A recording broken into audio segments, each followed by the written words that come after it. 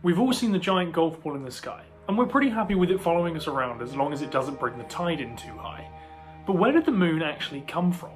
To answer this question, we need to understand something else, something that on the surface seems completely irrelevant.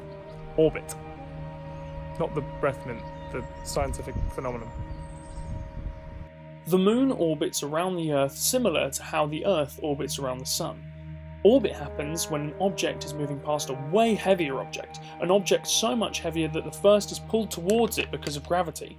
As it keeps moving round it, it dodges just colliding with the bigger object and instead gets caught in a perpetual path around it.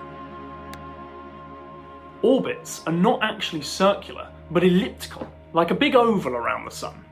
This is why summer and winter are so much longer than spring and autumn. The solar system doesn't actually look like this, but more like this.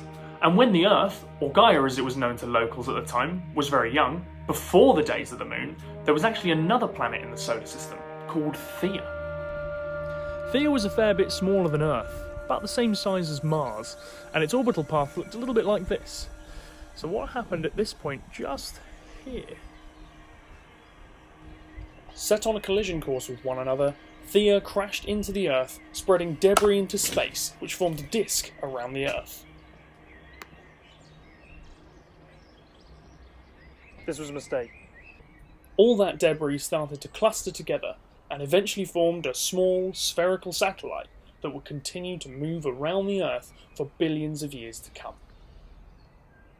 This is the most widely supported theory for the origin of the moon, and if it is the truth, then it means that the moon rock brought back by astronauts like Neil Armstrong is actually just Earth material coming home.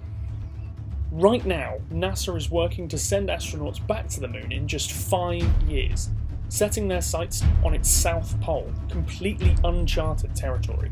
Next week, I'll be going over previous trips to the moon and what we were able to discover from going there.